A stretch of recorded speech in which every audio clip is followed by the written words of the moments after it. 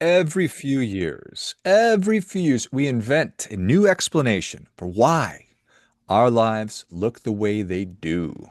So many different ways to think about it and to look at it, so many fingers to blame, excuses to make. It's the economy, my parents, trauma.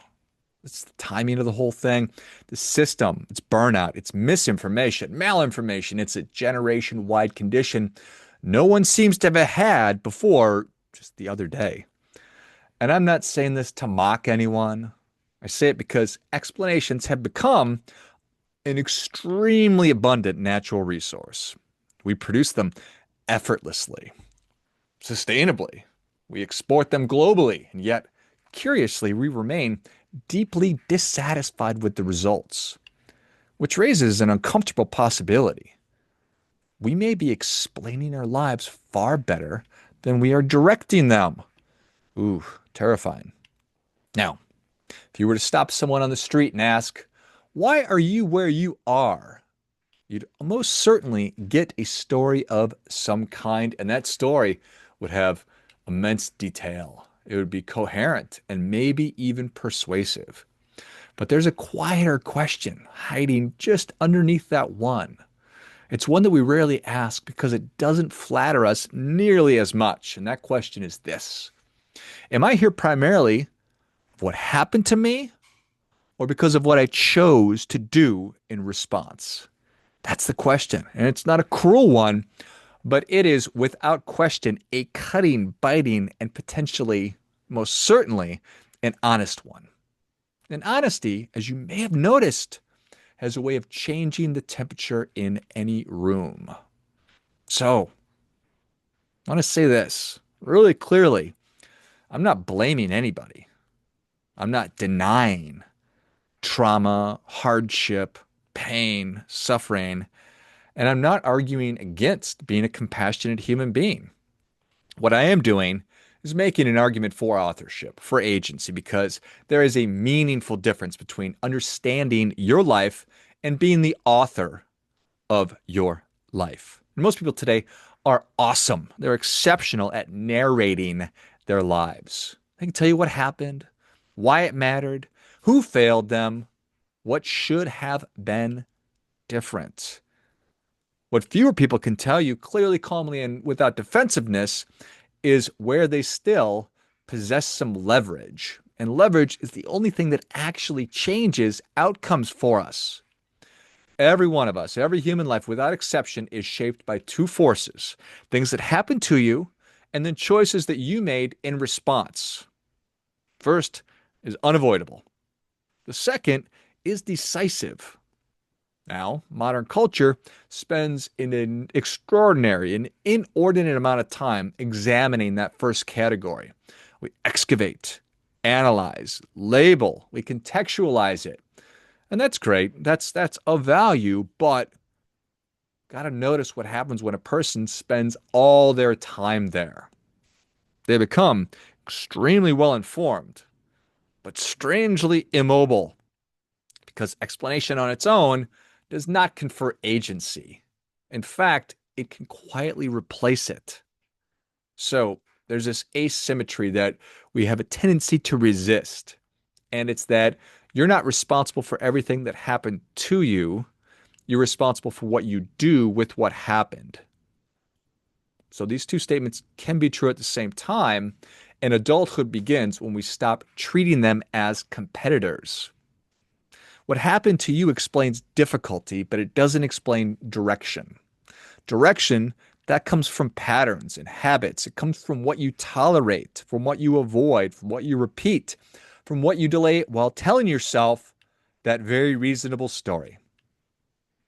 Why is it so uncomfortable to say, why am I where I am? It's unsettling because it forces a reckoning between two identities: the innocent party and the responsible author. The innocent party deserves sympathy. The responsible author must take action. Most of us, if we're honest, have been trying to live in the overlap of those two. We want absolution without inertia. We want understanding without obligation. We want grace without consequences. But Life doesn't work that way. Life responds to inputs, not explanations. No one's life falls apart or comes together because of one dramatic moment. It happens the way that interest accumulates daily, quietly, relentlessly. Your current reality is not the result of your intentions. It's the result of what your time, attention, energy, and money have been consistently funding. Because those four things never lie. They don't care about your values. They don't care about the story you're telling or your story. They only reflect what you actually do, which is why they make such unforgiving witnesses. So, what do you think about that? It makes you a little nervous to look inside. At least it makes me a little nervous to look inside. So I know I'm going to find some stuff. I'm going to find things that I'm not proud of, that I'm even embarrassed or even ashamed of. But we have to interrogate that reality. We have to see where we're spending too much time living in that storytelling mode versus the authorship mode, explaining why it is that I'm where I'm at versus taking responsibility for the choices that we make. So, in service of helping you to go through this exercise, because it's not helpful for me to tell you to just do stuff like this, we have to have a framework or steps to take. And I created a personal agency audit to help you to do that. And it's not to shame you, it's not to diagnose you or even to explain you. It's designed to help you answer a really, really, really important practical question. Where does agency still exist in my life right now? So this audit will do three things. It'll help separate the terrain from your choices. It will help you to force specificity when we prefer vagueness. We have to be specific about things. We're so bad at that. We're so bad at that. We just make claims without having any evidence at all. When the evidence is right in front of us, you say that you want to have a better relationship with your spouse. Well, where's the evidence? And the answer is it's either in your calendar or it's not. You say that getting out of credit card debt or saving for retirement is your biggest priority. Well, your budget's going to either confirm that or deny it. Because if you don't have any line items for those things, well, you are just on a hope trip. So it reassigns authorship where it belongs because vague answers protect comfort and specific answers will help you to create movement. And this audit begins with a single question. If nothing in my life changed except that I kept making the same decisions I'm currently making, would my future look better or would it just be more justified? So the question is not accusatory, it's diagnosing you. If the answer is better, then keep going. If the answer is more justified, you've learned something really valuable. If the answer is I don't know, that's a signal in and of itself. So this audit will ask you to list plainly what happened to you. Not an interpretation of it, not any kind of morality play, just the cold, hard facts. And then it asks something a little harder. What did you choose to do in response? What did you tolerate? What did you avoid? What did you postpone while waiting to feel like you were ready? And this is where agency either returns or continues to hide. I talk a lot about the 6 key areas of life. And then the audit finally will go through family, your community, your career and personal finance, well-being, personal development, and peace of mind. And for each one, it asks a simple, dangerous question. Is my current reality here shaped mostly by circumstance or mostly by choice? Not theoretical, but in practice. So where you mark choice, you reclaim authorship. And with authorship comes obligation, but also freedom. And that's really important because the most corrosive belief a person can hold is not that life is hard, it's that nothing they do matters. So agency, it's not a personality trait, it's a stance. And the moment you adopt it, I think 2 really amazing things are going to happen. First, you lose the comfort of innocence and you gain the power to change direction. And that trade-off is called adulthood. So let me leave you with this.